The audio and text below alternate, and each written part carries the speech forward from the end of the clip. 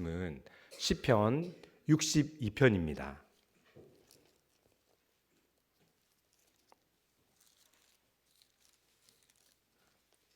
시편 62편입니다.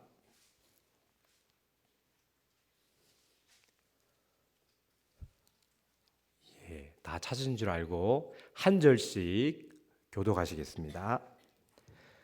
나의 영혼이 잠잠히 하나님만 바라며 나의 구원이 그에게서 나오는도다.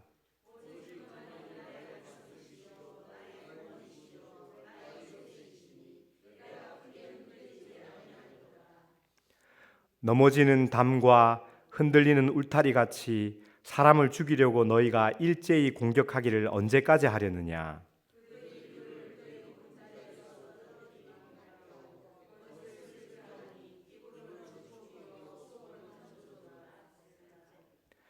나의 영혼아 잠잠히 하나님만 바라라. 무릇 나의 소망이 그로부터 나오는도다.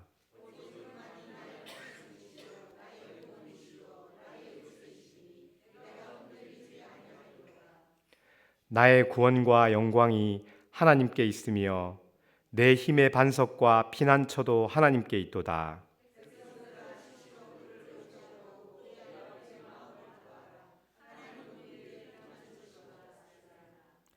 아 슬프도다. 사람은 입김이며 인생도 속임수이니 저울에 달면 그들은 입김보다 가벼우리로다.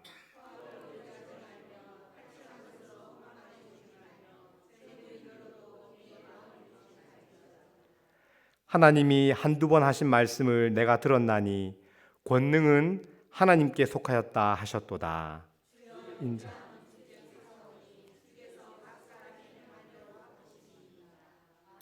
아멘. 예. 오늘은 4월 19일입니다. 지금부터 63년 전에 1960년 4월 19일 날 3.15 부정선거를 이유로 전국적인 규모의 학생 또 시민들이 시위가 일어난 날인데요. 결국 이승만 전 대통령은 이 때문에 하야하게 됐습니다. 독실한 크리스찬이었던 이승만 전 대통령은 자유민주주의와 또 교육을 중시하고 또 반공과 또 한미동맹 등 정말 대단한 공이 있었지만 부정선거는 이승만 전 대통령의 큰 과로 남게 되었습니다. 일제강점기와 한국전쟁을 거치면서 우리나라에는 빠른 속도로 경제성장과 민주화가 동시에 이루어졌습니다. 그런데 이 급성장에 따른 한국 사회의 변화 속도는 너무나 빠르고 그리고 이에 따라서 여러 가지 사회 내에서 어떤 부작용과 문제점들이 많이 발견되고 있고 또 과도한 경쟁도 또 우리 한국 사회의 문제 중에 하나라고 생각됩니다. 그런데 이런 이유 등으로 우리 사회 구성원들 전체가 또 우리 성도분들도 마찬가지로 많은 심리적인 어떤 스트레스와 그런 압박과 그런 것들을 받게 되는데요. 그래서 우리나라의 암 발병률도 이런 어떤 심리적인 이런 스트레스성 요인도 많이 작용하고 있다고 합니다. 제가 얼마 전에 미국의 이제 암센터에 세계적인 암 전문가라고 알려진 김의신 박사라는 분이 있는데요. 이분이 교회에서 암 예방을 주제로 해서 강연을 한 것을 들었는데 그 강의에서 찬양이 암 예방에 아주 좋다고 그렇게 이야기를 한 것을 제가 기억합니다. 오늘 시편 전체가 찬양과 관련된 부분인데요. 삶에서 마주치는 다양한 문제들로 인해서 영적인 또 감정적인 어려움들을 성도들은 어떻게 이겨낼 것인가를 시편 62편을 통해서 한번 살펴볼까 합니다. 시편은 1편부터 150편 전체가 하나님을 향한 찬양입니다.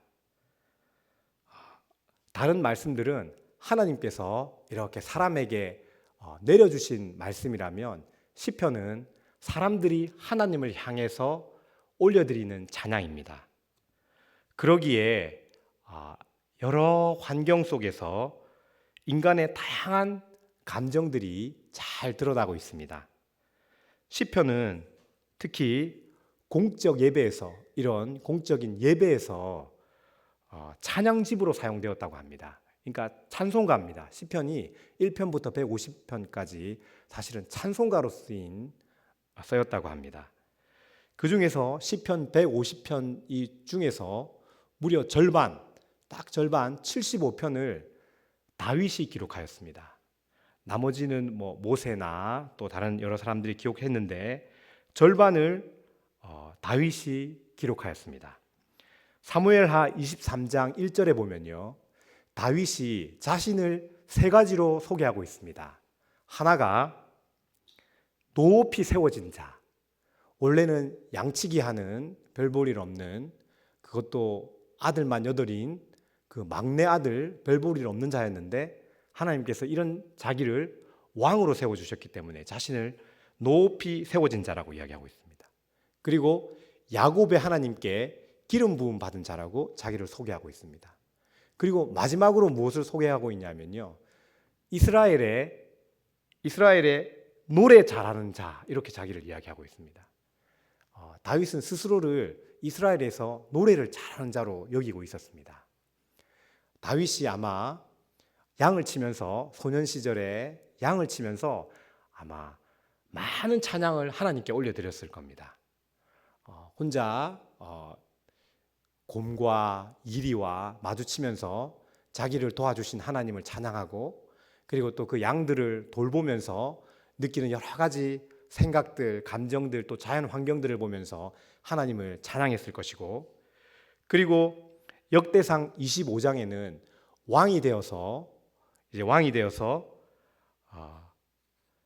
찬양대를 조직한 이야기들이 나옵니다. 무려 288명이나 되는 찬양대원들을 뽑아서 거의 군대 조직같이 찬양대를 뽑아서 그 중에 아삽, 헤만, 여두둔이라는 이 사람 이름인데요, 이런 사람들의 자손을 뽑아가지고 하나님께 계속 찬양을 하나님께 올려드리도록 그렇게 했습니다. 이 시편 62편도 다윗이 기록한 시편인데요, 이 배경이 정확하게 어떤 배경이었는지는 정확하게 알려지지 않고 있다고 하는데, 이 내용을 읽어볼 때 다윗이 상당한 위기 가운데 있어서, 어려움 가운데 있어서 아마 아들 압살롬의 반란 때 지어진 것이 아닌가 하는 추정을 하는 견해들이 있습니다. 어쨌든 다윗은 위기 가운데 놓여서 이 시편을 기록하였습니다. 지금 시편 62편은 12절로 되어 있는 시편인데요, 한번 이 12절에 잠시 어떻게 이루어져 있는지 구절을 한번 살펴보려고 합니다. 먼저 이게 어떤 형식이, 패턴이 딱 정해져 있거든요. 1, 2절은 하나님을 향한 믿음에 대해서 이야기하고 있습니다. 그리고 3, 4절은 자기를 공격하는 원수들에 대해서 이야기하고 있습니다. 그런데 5절에서 8절까지는 다시 1, 2절을 반복하여 하나님을 믿는 믿음에 대해서 또 이야기하고 있습니다. 그리고 9절에서 10절은 사람의 본질이 뭔가에 대해서 잠깐 언급하고 있습니다. 그리고 마지막으로 다시 11절, 12절은 하나님을 믿는 믿음에 대해서 다시 이야기하고 있습니다. 그래서 총 이렇게 5부분으로 나누어지는데요,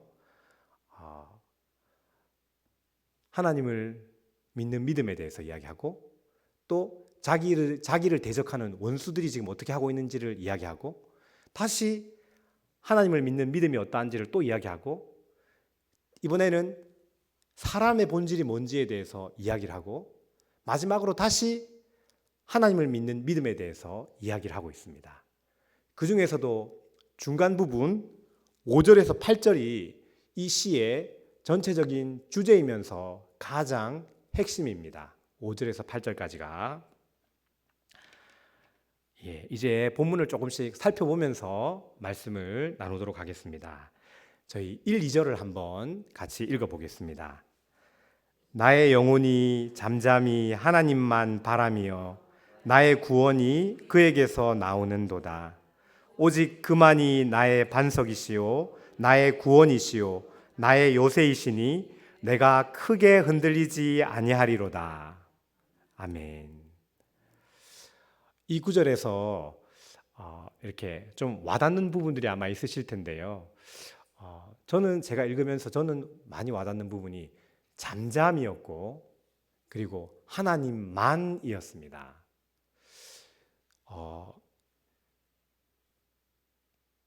여기서 잠잠이와 달리 예레미야 33장 3절에는 너는 내게 와서 부르짖으라 이렇게 말씀하고 있습니다. 내가 내게 응답하겠고 내가 알지 못하는 크고 놀라운 비밀을 내게 알려주겠다고 그렇게 말씀하고 계신데, 여기 62편 1절에서는 잠잠히 하나님을 바라보라고 이야기하고 있습니다. 바라본다고 이야기하고 있습니다. 예. 기도하실 때 어떻습니까? 사실 저는 부르짖는 기도를 많이 하려고 하는 편입니다. 왜냐하면 그럴 때 부르짖는 기도를 막 하고 나면 좀 시원해지는 그런 느낌을 많이 사실 받기 때문에 그런데요. 시편 61편과 62편은 연결이 되어 있는데 시편 61편에서 이어져서 시편 62편인데요. 61편 1절에는 부르짖는 것에 대해서 이야기하고 있습니다. 이거는 61편에서 충분히 부르짖었기 때문에 62편에서 이제 잠잠히 하나님을 바라보면서 이제 하나님을 신뢰하는 상태가 됐다고 저는 생각합니다.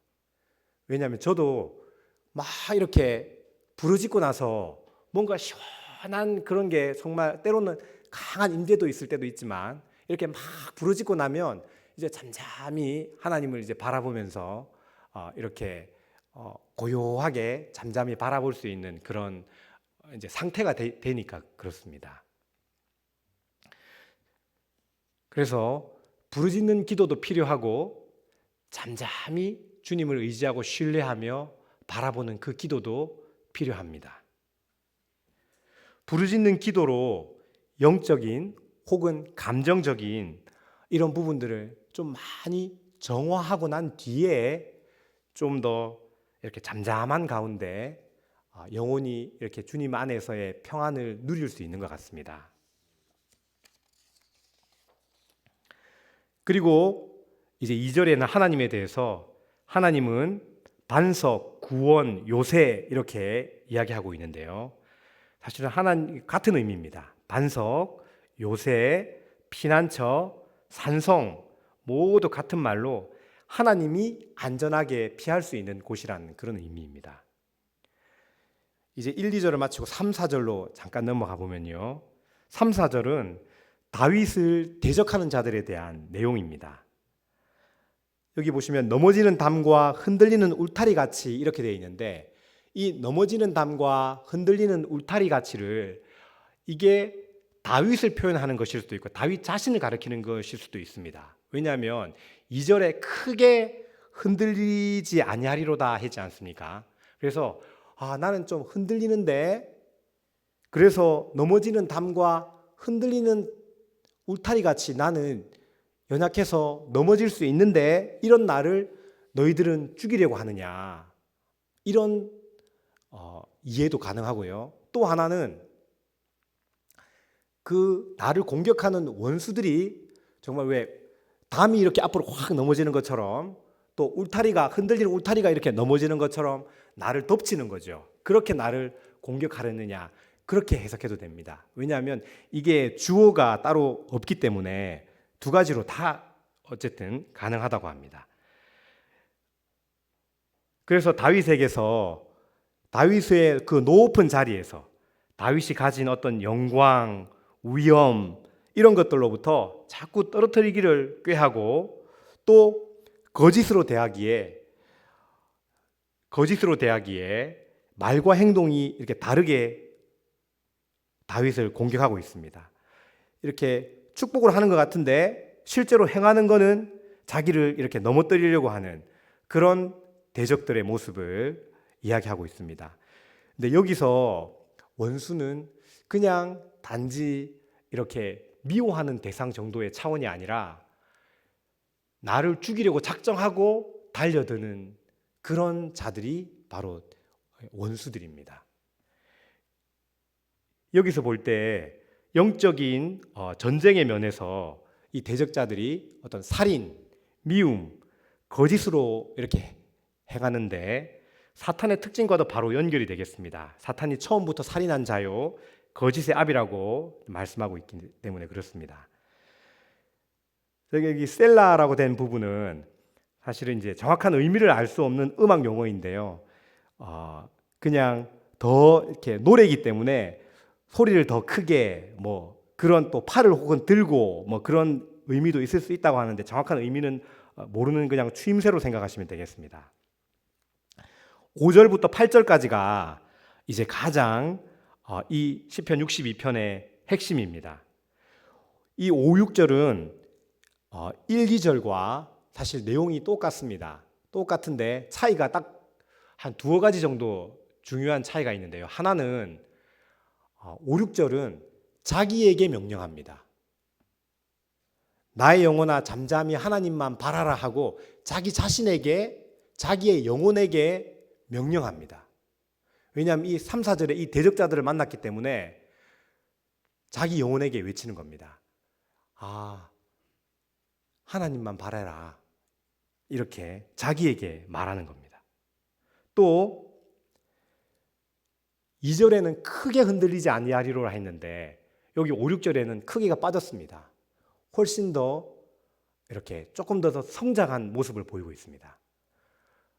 저희의 신앙은 이렇게 흔들리면서 자라지 않습니까? 위기나 어려움들이 만났을 때 전혀 요동치 않고 아무 문제 없어 이렇게 쭉 가는 게 아니라 이게 무슨 문제지 하고 살짝 흔들렸다가 다시 주님을 바라봄으로 이렇게 일어나고 또 그런 가운데 사실은 영적인 맷집이 더 커지는 거죠. 이제 더 큰 문제가 다가와도 더 이제는 크게 요동치지 않고 일어날 수 있는 그런 힘을, 내적인 힘을 더 가지게 되는 그런 부분이 이 말씀에 분명히 나오는 것 같습니다. 사실 오늘 가장 나누고 싶은 말씀은 8절입니다. 8절이 실천적인 면에서 가장 중요한 구절입니다. 저희 함께 한번 읽겠습니다. 백성들아 시시로 그를 의지하고 그의 앞에 마음을 토하라. 하나님은 우리의 피난처시로다. 셀라.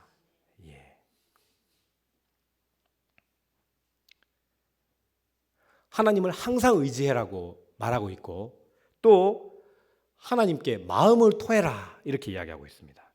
왜냐하면 하나님이 피난처이기 때문에, 하나님이 안전하기 때문에, 하나님만이 가장 안전하기 때문에 그렇습니다. 우리 성도분들이 가정이나 또 교회나 직장에서 이런 일상에서 우리는 여러 사람들을 만나고 또 다양한 일들을 대하게 됩니다. 이때 긍정적인 것만 경험하는 것이 아니라 어떤 부정적인 것들도 사실 많이 경험하게 됩니다. 나 자신에게 어떤 불합리하거나 손해를 끼치거나 또 불편한 일들을 겪을 수 있습니다. 이럴 때 마음에 때로는 불평, 때로는 분노, 때로는 미움의 감정들이 이렇게 자연스럽게 나올 수 있습니다. 그런데 이 감정들은 부정적인 결과들을 만들어낼 가능성이 있습니다. 이것을 그냥 두거나 억누르게 되면 내 영혼이 상하고 다치게 됩니다. 그리고는 그게 다른 방향으로 이렇게 튀게 됩니다. 예를 들면 부부싸움을 했는데 괜히 애꿎은 애한테 화풀이를 한다거나 뭐 그런 식으로 그래서 이런 어떤 부정적인 감정들을 잘 조절하고 다스려야 되는데요. 참 어떻게 해야 되는지 여기서 바로 하나님께 이 마음을 토해내야 됩니다. 하나님께 이런 감정들을 드러내야 됩니다. 그것도 샅샅이 드러내야 됩니다. 왜냐하면 이 감정들이 그냥 놔두면 점점 자라서 이 미움과 분노의 감정들이 점점 자라서 먼저 자신을 망가뜨리고 그리고 다른 사람에게도 크게 상하게 할 수 있습니다. 그렇다고 해서 그런 대상에게 이렇게 쏟을 수는 없지 않습니까? 나에게 막 잘못한다고 해서 막 불같이 믿는 사람이 화를 내거나 막 마음에 안 든다고 막 이렇게 할 수는 없지 않습니까? 하나님이 그렇게 하지 말라고 말씀해서 말씀하셨고, 그러면 성도들은 그걸 가만히 두고 있으면 사실은 우리 한국 사람들이 많이 가진 화병으로 도질 수도 있게 됩니다. 그럴 때 하나님은 우리를 만드셨기 때문에 우리를 잘 아십니다. 이 감정들을 하나님께 다 토해내야 됩니다. 올려드려야 됩니다. 하나하나 하나님, 제가 이런 부분에서 좀 이렇습니다. 이게 이때 너무 아팠습니다. 이게 되게 힘들었습니다. 이런 걸 하나님 앞에 하나씩 남는 기억들이 있다면 그것들을 하나씩 이렇게 올려드려야 됩니다. 그렇게 드리면 하나님으로부터 좋은 정서를 다시 받을 수 있습니다. 바로 우리 안에서 일하시는 성령님으로 말미암아서 기쁨과 평안과 또 가벼움, 밝음, 이런 것들을 우리가 다시 공급받을 수 있습니다. 9절 10절은 이제 인간에 대한 이야기인데요. 인간은 여기 보면 입김이라고 이야기하고 있습니다. 그리고 속임수다 이야기하고 있습니다. 이게 원래 이제 영어로 자세히 보면 지위가 낮은 사람은 입김이고 지위가 높은 사람은 속임수다 이렇게 이야기하고 있습니다. 그래서 나중에는 결국 다 입김이다 그렇게 이야기하고 있습니다. 이게 모든 인생의 다 본질이 사실은 입김이고 속임수다 이렇게 이야기하고 있고요. 그리고는 10절에는 포악은 뺏는 걸 말합니다. 그래서 힘을 말하는데요. 그래서 힘을 의지하지 말고 또 재물이 늘어도 거기에 마음을 두지 말지어다. 10절에 이렇게 말씀하고 있는데 돈을 의지하지 말라고 말씀하고 있습니다. 그리고 이제 마지막 5번째 부분인데요. 11절 12절입니다. 하나님에 대한 또 이야기로 바뀝니다. 어떤 이야기냐면요. 하나님이 자기에게 말씀했는데 나는 2번 들었다. 이런 표현으로 이야기하고 있고요. 이게 한두 번 하신 말씀이 하나님이 1번 말씀하셨는데 나는 2가지를 깨달았다. 혹은 2번을 들었다. 이런 뜻인데요. 먼저 권능, 힘이 하나님께 속하였다는 겁니다. 그리고 12절에 인자함, 변함없는, 다함없는 계속되는 사랑이 하나님께 속했다고 말씀하고 있습니다. 그리고는 하나님은 사람이 행한 대로 갚으시는 공의의 하나님을 이야기하고 있습니다. 11절 12절에서는 하나님은 능력 있는 분이고 권능이 있으시고 끊임없는 사랑이, 변함없는 사랑이 있으시고 그리고 하나님은 공의로우신 분이라고 이렇게 힘있게 다윗은 이야기하고 있습니다. 전체 내용을 쭉 한번 살펴보았는데요. 여기서 이 1절부터 12절까지 한 단어가 유독 많이 사용되는 부분이 있습니다. 한 단어가 6번 동일하게 사용되는 게 있는데요.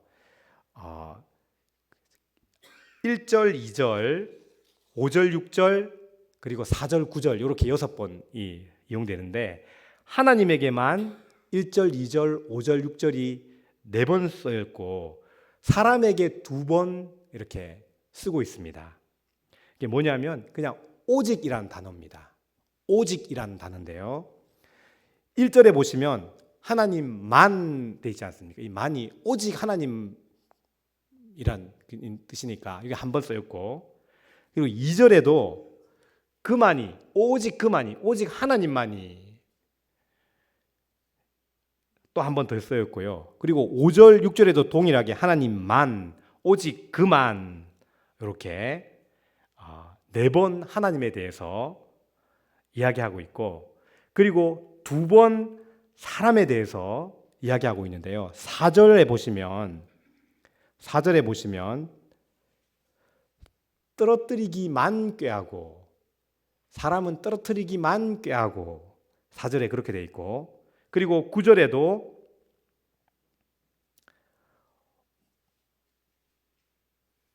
모두 입김일 뿐이다. 이제 그렇게 이제 오직을 쓰고 있는데요. 하나님에 대해서는 하나님만이 반석이시고 하나님만이 요새시고 하나님만 힘이시라고 이야기하고 있는데 4번을 쓰고 있고, 사람에게는 사람은 오직 떨어뜨리기만 꾀하고 그냥 단지 입김일 뿐이다 라고 이렇게 쓰는데, 이야기함으로써 전체 6번을 씀으로써 그럼 과연 하나님과 사람의 대비를 통해서 누구를 의지해야 되는지를 다시 한번 이렇게 강조하고 있습니다.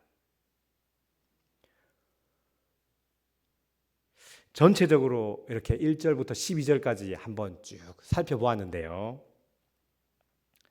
시편 62편은 다윗이 쫓기는 입장에서 쓴 시편입니다. 그런데 다윗이 3절, 4절에서 이야기했던 것처럼 자신을 공격하는 자들이 했던 것을 다윗은 정확하게 과거에 행했습니다. 바로 다윗이 우리아의 아내 밧세바를 범하고 난 뒤에 우리아에게 정확하게 이렇게 행했습니다. 4절처럼 입으로는 축복을 했는데 전장 싸운다고 수고 많았다 이러면서 막 먹을 것도 주고 이렇게 하면서 했지만 실제로는 우리아를 속여서 집으로 보내려고 했습니다. 속으로는 간사한 모략을 펼친 거죠. 그리고 요압에게 편지를 써서 제일 전투가 치열한데 그 한복판에 보내라 라고 그거를 우리아 편으로 편지를 보냈습니다. 9절의 속임수와 3절에 죽이려고 했던 거를 다윗이 실제로 이렇게 했고, 그리고 이 다윗의 계획은 성공해서 결국 우리아는 죽게 됩니다. 그뿐 아니라 다윗은 인구조사를 통해서 자기의 하나님을 의지하는 것이 아니라 자기의 국력, 자기 나라의 국력을 의지하려고 하였다가 하나님께 큰 징계를 받았습니다. 이 10절에 보면 포악을 의지하지 말며 힘을 의지하지 마라 이렇게 10절에 이제 말하고 있는데요. 근데 과거에 다윗은 힘을 의지해 봤습니다. 사실은 다윗이 이 시편 62편은 다윗 자신이 오랜 세월 하나님을 믿으면서 양치기에서 왕이 되고 또 수많은 전쟁과 온갖 또 궁중의 암투들 또 인생살이들을 겪으면서 살아보니까 이렇다 하는 자기 고백적인 찬양이며 결단인 것입니다. 그리고 동일하게 이 시편 62편을 읽는 우리에게 대한 권면이고 촉구인 것입니다.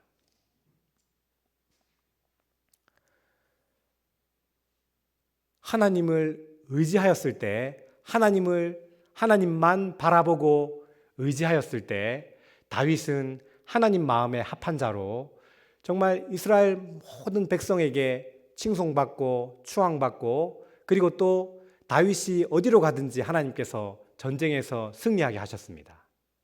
그런데 다윗이 하나님만 의지하지 않고 하나님을 바라보지 않을 때 다윗은 밧세바를 범하고 우리아를 아주 비참하고 못된 계략으로 죽이는 그런 일들을 범했고 또 인구조사를 함으로 하나님을 의지하지 않고 자기 국력을 의지함으로 또 하나님께 큰 징계를 받게 되었습니다. 동일한 한 사람이 이런 하나님만 바라보고 의지하느냐 그렇지 않으냐에 따라 이런 다른 결과들을 얻게 됩니다. 말씀을 정리하겠습니다. 모든 인생의 시기에 언제나 하나님만 의지해야 합니다. 두 번째로 하나님께 마음을 토해야 됩니다. 우리를 히브리서 말씀에 우리에게 한 제사장이 계신데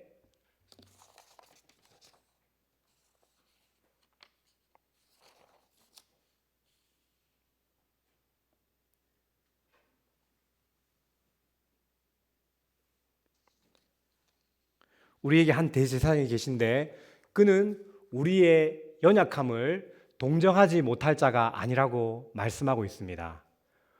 우리의 연약함, 우리의 상한 감정들, 우리의 은밀한 죄들, 지치고 피곤한 모습들, 실패한 경험들 이런 것들을 낱낱이 하나님께 드릴 때 그 예수님께서 완전한 하나님이시고 완전한 인간이신 우리를 동정하시는 예수님께서 십자가의 피로 깨끗이 씻기셔서 하늘에 속한 좋은 것들로 바꿔주실 줄 믿습니다. 세 번째로 아직까지 주님을 알지 못해서 입김 같은 사람 혹은 자기의 힘 또 돈을 의지하는 사람들에게 힘과 계속되는 사랑과 또 공의의 하나님, 유일한 피난처요 반석 대신 이 하나님을 우리가 전해야겠습니다.